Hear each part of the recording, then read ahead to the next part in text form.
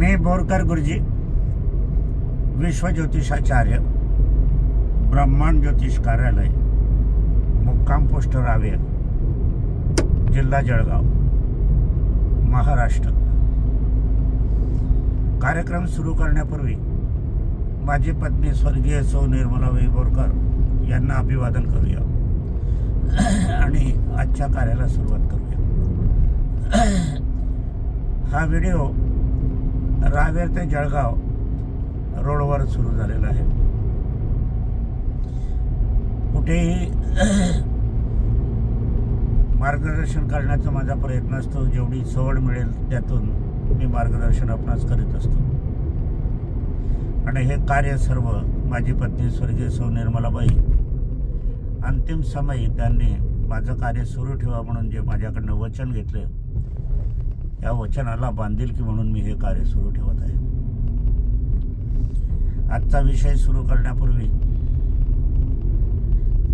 आपण आज विषय जो घेणार आहोत तो ज्योतिषशास्त्र संबंधित, परंतु मला सातारा येथील किराणा दुकानदार, मोठे होलसेल व्यापारी आणि नाशिकचे सातारा आलं बुडून विकणारे आणि वापरणारे एक सब्जी मंडीचे ठेकेदार आणि त्याचप्रमाणे जळगावातील नेहमी मार्गदर्शन करणारे राहुल नरेंद्र पाटील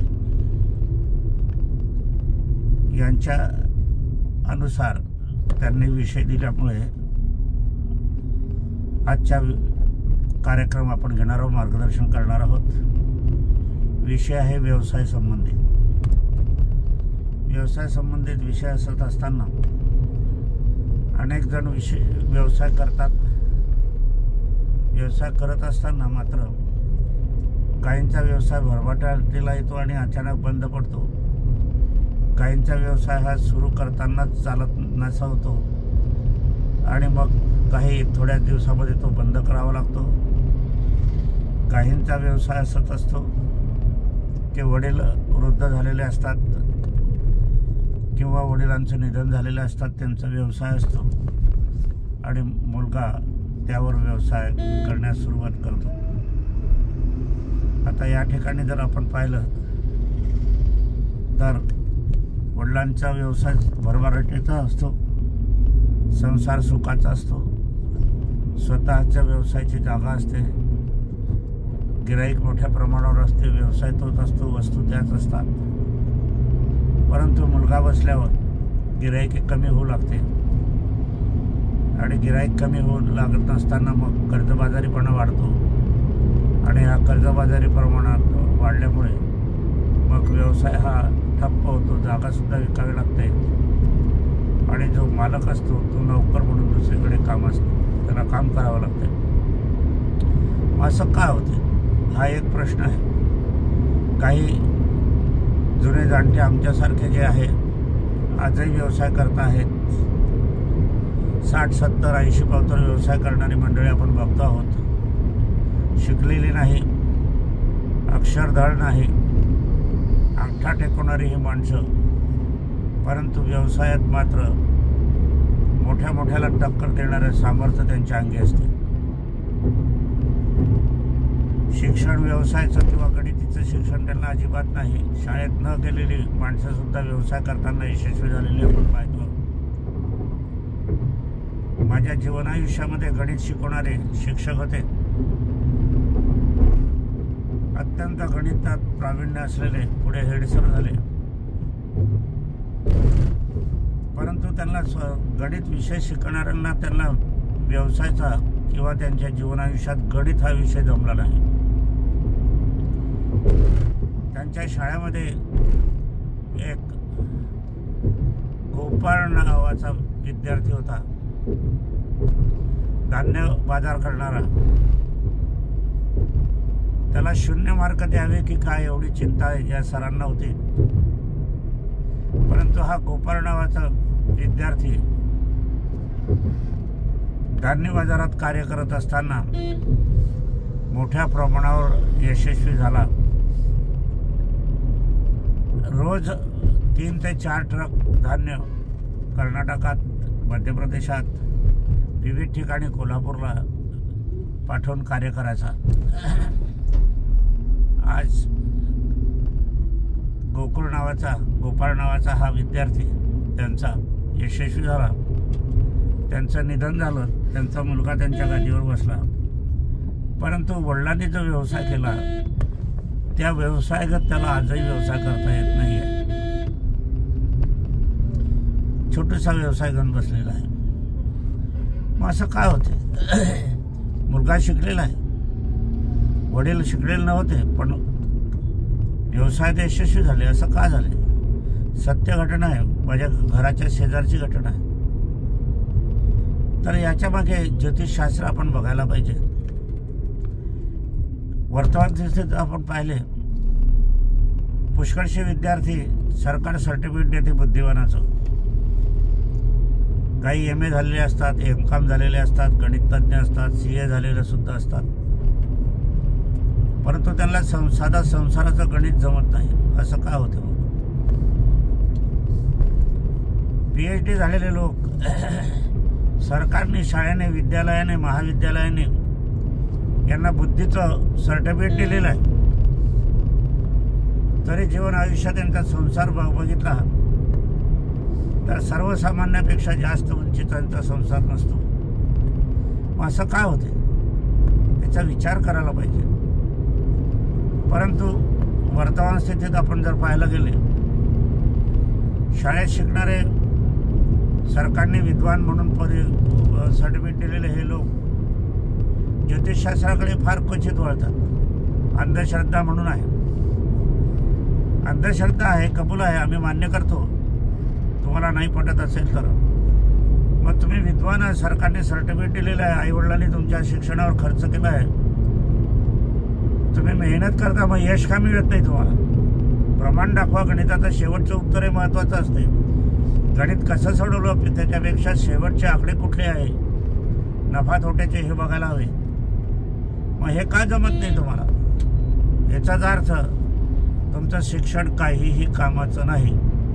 शिक्षणातच तुम्ही अंगठे बहादर आहे असं मी म्हणेन. कागदी शिक्षण, शालेय शिक्षण, महाविद्यालयाचं शिक्षण, हे शिक्षण काही उपयोगाचं नाही. वर्तमान स्थितीमध्ये मात्र वेळ घालवणारा योग आहे. कोणालाही कुठल्याही विद्यापीठामध्ये ना संस्कृतीचं शिक्षण दिलं जाते, ना व्यवसायाचं शिक्षण दिले जाते, ना गणितविषयी शिक्षण दिलं जाते, ना आरोग्यविषयी शिक्षण दिलं जाते. माझा मुलगा आहे, त्याच्या मुलासाठी तो दवाखान्यामध्ये गेला. दवाखान्याच्या डॉक्टरने त्याला औषधे लिहून दिली. मला त्याने दाखवली, बाबा हे औषधे आणले आहे, आजारी आहे.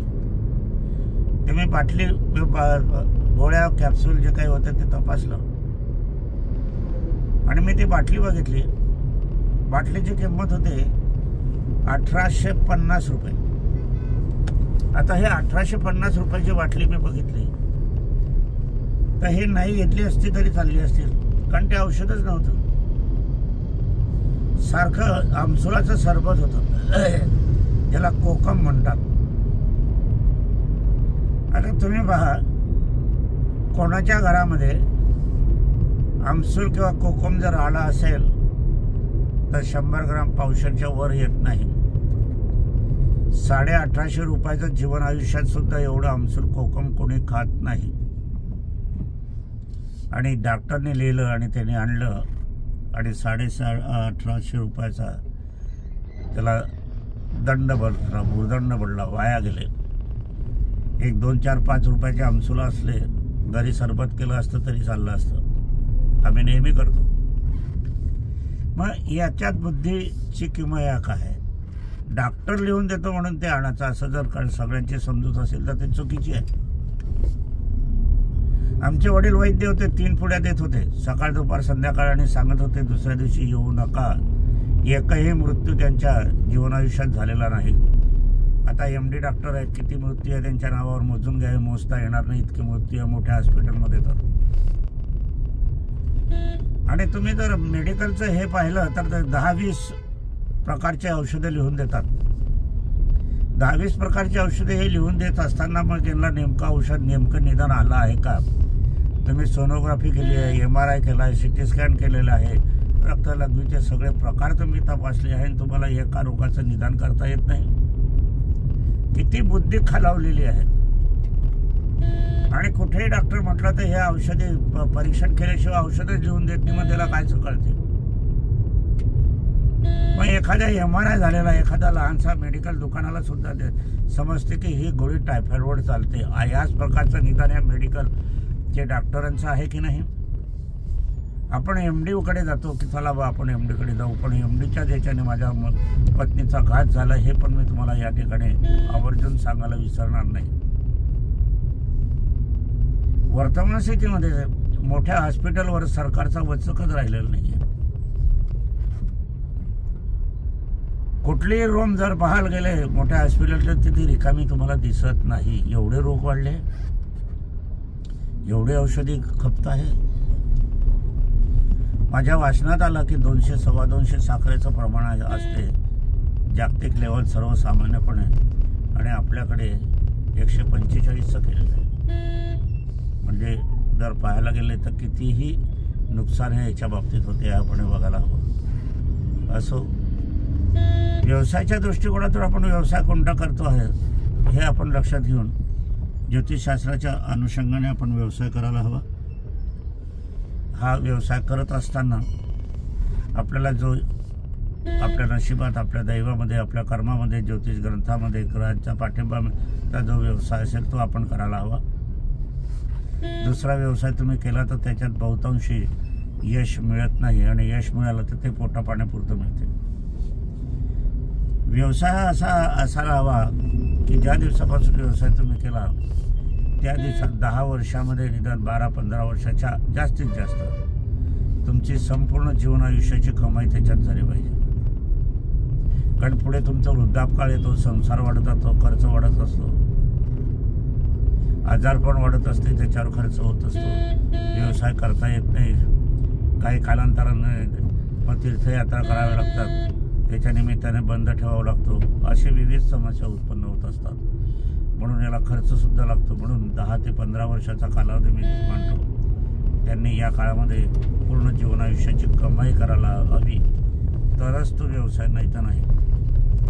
असा व्यवसाय होत नसेल तर अशा लोकांनी सर्व्हिस केलेली होती. कुठलीही सर्व्हिस करा, सर्व्हिस ही वाईट असते असं नाही. कष्ट करणं, मेहनत करणं, कुठलंही केलं तरी ते वाईट नाही. आपण आपल्या हाताने करतो आणि आपल्या संसारासाठी करतो, मुलाबाळांसाठी करतो, सर्वांसाठी करतो, परंतु त्याच्यात यश मिळालं पाहिजे. आता असं असताना आता मेष राशीचं आपण उदाहरण घेऊया. मेष राशीचा स्वामी मंगळ असतो. मंगळाचा व्यवसाय हा कसा आहे तर शेतीचा व्यवसाय, बिल्डरचा व्यवसाय, बांधकामाचा व्यवसाय असा आहे, धान्य बाजाराचा व्यवसाय, मेडिकलचा व्यवसाय, मेडिकलच्या उत्पादनाचा व्यवसाय, होलसेल व्यापाराचा व्यवसाय, एखादी औषधी निर्मितीचा व्यवसाय, संरक्षणाचा व्यवसाय, पोलीस खात्याचा व्यवसाय, सैनिकी खात्याचा व्यवसाय, बिल्डरचा व्यवसाय, इस्टेट ब्रोकरचा व्यवसाय, बांधकामाचा व्यवसाय, बांधकाम साहित्याचा व्यवसाय, कृषी साहित्याचा व्यापार, खते बियाण्याचा व्यापार, शेतीसाठी लागणारे औषधाचा व्यापार. हा मेष राशीसाठी उत्कृष्ट आहे. पण मेष राशीसाठी उत्कृष्ट असताना आपल्याला जन्मकुंडलीमध्ये हे बघावं लागेल की कर्तव्यस्थानी काय आहे. कर्तव्यस्थानी मंगळ असेल, तो बलाढ्य असेल, वृश्चिकेचा असेल, मेषाचा असेल तर अशी लोक भरभराट करतील. परंतु हा मंगळ कुठल्या स्थानात गेलेला हे पण बघायला हवं. आपल्याला व्यवसाय व्यापारातून धन कमवायचं आहे, मग धनाचा कारकग्रह कुठे आहे? धनाचा कारकग्रह जर या ठिकाणी शत्रू स्थानात असला तर तुम्ही व्यापार कराल तर नुसते हमालीचं सारखे होईल. व्यापार भरपूर आहे पण नफा काही नाही. म्हणून तो धनाचा व्यवसाय, धनाचा कारकग्रह हा आणि व्यवसाय कर्तव्याचा कारकग्रह याच्यात मैत्रीभाव असला पाहिजे आणि तो पूर्ण भाव असला पाहिजे आणि तोही लाभात असला पाहिजे. आता लाभात असलेला व्यवसाय म्हणजे काय तर आपल्याला व्यवसायातून लाभ मिळावा. आता लाभ मिळाला तर पुष्कळशी काय असते, व्यापार चाललेला आहे, कर्ज वाढते आहे, कर्जाचे हप्ते फेडतो आहोत, इकडची टोपी तिकडे घालतो आहोत, तिकडची टोपी दुसरीकडे वापरतो आहोत, याला व्यवसाय कधीच म्हणत नाही. आणि मग तुमच्या भाग्यामध्ये तो आला पैसा, तो लाभात आला आहे का, लाभ मिळून भाग्यात आला आहे का, हे बघायला हवं. तो नुसता भाग्यात आला आहे ना, खर्च होतोय ते पण चालणार नाही. म्हणून हा भाग्यात आलेला पैसा नशीब, दैव, कर्म याच्यामध्ये आहे का, मातृपितृ आशीर्वाद या व्यवसायाला आहे का, हे पण बघायला हवे. पितृस्थानी असलेले व्यवसायाचा कार्यक्रम हे पितृचा आशीर्वाद असला, पितृचं सहकार्य असलं, पितृला तुम्ही सीटवर बसवलं नुसतं, हे करून पहा तुमचा व्यवसायाचा. मी एक तुम्हाला उदाहरण देतो की तुमचा व्यवसाय ठप्प झालेला असेल, काही चालत नसेल तर आईवडिलांना तुम्ही त्या व्यवसायाच्या प्रमुख स्थानी बसवा, तुमचा व्यवसाय चालायला लागेल. आईला बसवा, चालायला लागेल. आईवडिलांचं निधन झाले असेल तर त्यांचे मोठ्यात मोठे फोटो लावा. आजकाल व्यवसायाच्या ठिकाणी महाराजांचे फोटो मोठे लावण्याची पद्धत सुरू झाली. मी फार महाराजांचा भक्त आहे. अरे महाराज सुद्धा देवाचे भक्त होते, त्यांनी सुद्धा देवाला मागितलेलं आहे. आता महाराजांनी देवाला मागितलेलं आहे, मग त्यांना जे मिळालेलं आहे ते तुम्हाला मिळतील तर ते जिवंत नाही. म्हणून या ठिकाणी आपलं जे दैवत आहे, कुलदैवत आहे, त्यांचा फोटो लावायला हवा. देवी देवतांचा फोटो लावतानाही तुम्हाला आजकाल फॅशन झालेलं आहे की कोणाचेही फोटो, कोणाचंही काही असं लावून चालत नाही. आपले घराण्याची जे कुलदेवता आहे, घराण्याचं जे दैवत आहे, घराण्याची देवी जी कोणती आहे, घराण्याचं देव कोणतं आहे, आणि वर्षभरातून तिथे जाऊन आपण यथाच पूजा, अभिषेक, जे काही खड नारळाची ओटी चांगल्या पद्धतीने करून आपण तिथे रात्रभर 2 रात्र मुक्काम करून मगच आपलं घरी यावं. धावता कुलदेवतेला धावती भेट कधीही देऊ नका. तिथे तुमची दिवस पूर्ण आणि रात्र पूर्ण गेली तरच तुम्हाला लब्धूस मिळेल, नाही तर मिळणार नाही, हे लक्षात घ्या.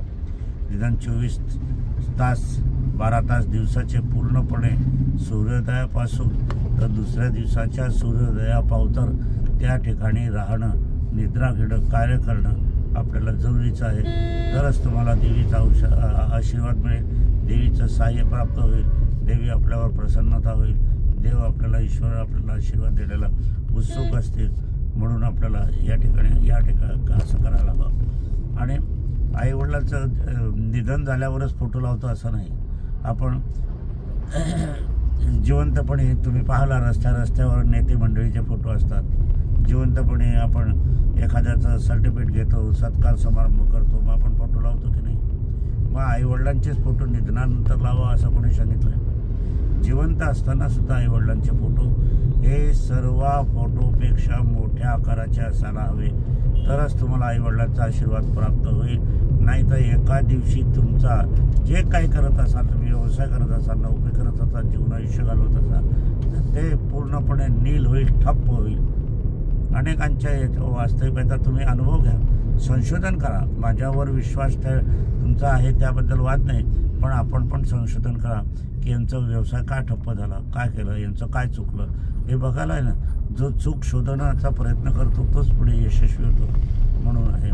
आता पूजापाठ करताना सुद्धा त्याच्या वेगवेगळ्या असतात. आता एखाद्या वेळेस आपण तेलाचं दुकान असते, आपलं तेलाचं दुकान असत असताना हा शनीचा व्यवसाय असतो, लोखंडाचा व्यवसाय हा शनीचा व्यवसाय असतो, कोळसाचा व्यापार हा शनीचा व्यवसाय असतो, पेट्रोल पंप तुमचा जो असतो तो शनीचा कार्यक्रम असतो, तुम्हाला विक्रीचा व्यवसाय असतो तो शनीचा व्यवसाय असतो, तुम्ही संशोधक असाल तर तो शनीचा व्यवसाय असतो. आता शनीचा व्यवसाय असत असताना मात्र तुम्ही आपल्या या ठिकाणी कोणता रंग देणार, व्यवसायाच्या ठिकाणी तुम्ही कुठली सीट करणार, कोणत्या रंगाची करणार, तुमची तिजोरी कोणत्या रंगाची हवी, इथे कोणतं दैवत ठेवावं, तिजोरीच्या आतमध्ये काय वस्तू ठेवाव्या, इथे सुद्धा वेगवेगळं आहे. इथे तुम्ही ऑरेंज रंग दिला ना, भगवा रंग दिला, नारंगी रंग जर दिला, मोतिया रंग जर दिला तुम्ही, तर याच्यात तुम्हाला अगदी यश कधीच मिळणार नाही, कारण हे विरोधाभासिक आहे. शनी मंगळ यावेळेला एकत्र येतात तेव्हा स्फोट येतो. आपण ज्या वेळेला स्फोट ठिकठिकाणी होतो, अतिरेकांमार्फत स्फोट घडवलेला आपण पाहतो. एखादा भूकंप होतो, एखादा वैमनस्य येते, एखाद्या राजकारणाला पराभूतपणा येतो, सत्ता बदल होतो. त्यावेळेला आपण जर बघायला गेले तर रवी शनीचा योग बघायला पाहिजे. शनी मंगळाचाही स्फोटक योग असतो, बुध मंगळाचाही स्फोटक योग असतो, शनी कुयोगात असतो, रवी हा नीचेचा असतो, मंगळ नीचेचा असतो. अशा तऱ्हेने आपल्याला पण याच्यासाठी मात्र जाणकार ज्योतिषाचीच आवश्यकता असते. एवढं नक्की आहे. व्यवसाय करताना ही सावधानता आपल्याला तुम्ही बाळगली आणि यथायोग्य जर शास्त्राचं मार्गदर्शन आपण घेतलं तर निश्चितपणे आपण आपल्या व्यवसायात बदल करू शकतात, आपला व्यवसाय यशस्वी करू शकतात. आपल्या व्यवसायात तुम्ही आर्थिक परवडता पैसा कमाई मोठ्या प्रमाणात करू शकतात. हे निश्चितच आहे. परंतु याच्यासाठी मात्र कुंडली काढणं आवश्यक आहे मोठ्या प्रमाणावर जे आहे. आता कुंडली तर ही कॅम्प्युटरची कुंडली खोटी असते, जन्माक्षर जन्मांक लिहिलेलं असते, ही कुंडली असत्य असते. आपल्याला व्यवसाय करायचा आहे तर व्यवसायाची कुंडली लागेल, त्याच्यासोबत भाग्याची कुंडली लागेल, त्याच्यासोबत लाभाची कुंडली लागेल, त्याच्यासोबत धर्मकर्माची कुंडली लागेल, त्याच्यासोबत आपल्याला नशिबाची, दैवाची, कर्माची, कर्तव्याची, धनाची कुंडली लागेल. एवढे कुंडली आपल्याला वेगवेगळ्या प्रकारच्या आपल्या जन्मकुंडलीच्या पुस्तकात ग्रंथात हे असायला हवं. त्यालाच जन्मकुंडली म्हणतात, बाकी त्याला जन्मकुंडली म्हणत नाही. कॅम्प्युटरमध्ये ज्योतिषशास्त्र कधीही बसत नाही. कॅम्प्युटर ज्योतिषशास्त्रामध्ये शून्यवत आहे हे मी सांगतो. कॅम्प्युटरच्या सर्व कुंडल्या या असत्य असतात. जन्माक्षर जन्मांक लिहिलेल्या या कुंडल्या पण असत्य असतात. असो, आजच्या कार्यक्रमाला इथेच विराम देऊया. ज्यांना कोणाला मला प्रत्यक्ष भेटायचं असेल त्यांना अगोदर मोबाईल करून यावं. रावेर हे गाव भुसावळ जंक्शन स्टेशन आहे रेल्वेचं, तिथून 25 किलोमीटर आहे आणि जळगावपासून 65, 70, 75 किलोमीटर आहे. बऱ्हाणपूर मध्य प्रदेशमध्ये आहे, तिथून 20 किलोमीटर आहे. रावेरमध्ये आल्यावर आपण ते रेल्वे स्टेशनच्या मागे आले तर 2 किलोमीटर आहे. बस स्टँडपासून 2 मिनटाच्या अंतरावर आहे. आपण खाजगी वाहने आले तर 1 मिनटाच्या अंतरावर आहे. रावेरमध्ये आल्यावर आपल्याला नाही समजलं तर बोरकर ज्वेलर्स, अलंकार बोरकर ज्वेलर्स आणि विक्रम बोरकर ज्वेलर्स यांच्या शोरूमच्या आतमध्ये जा. बाहेरून चौकशी करू नका. त्यांना सांगायचं आहे आपल्याला की आम्हाला गुरुजींकडे जायचं आहे. ती माणसं माझ्याकडे आणून देतील, नाहीतर मार्गदर्शन करतील. तिथून 2 मिनटाच्या अंतरावर लक्ष्मीनारायण मंदिराच्या मागची बाजू म्हणजे माझं कार्यालय आहे. लक्ष्मीनारायण मंदिराच्या समोरच्या कोपऱ्याच्या बाजूला तिथे फुलारी बसलेले असतात. फुलांचा व्यवसाय त्यांचा आहे आणि त्याच्या मागची बाजू माझी आहे. बोरकर गुरुजी विश्वज्योतिषाचार्य, ब्रह्मांड ज्योतिष कार्यालय. बुधवारी अवकाश असतो, सुट्टी असते. केव्हाही यायचं असेल तर आपण प्रथम मोबाईल करून नंतरच यावं. आजच्या कार्यक्रमाला विराम देण्यापूर्वी माझी पत्नी स्वर्गीय सौ निर्मलाबाई बोरकर यांना अभिवादन करूया आणि आजच्या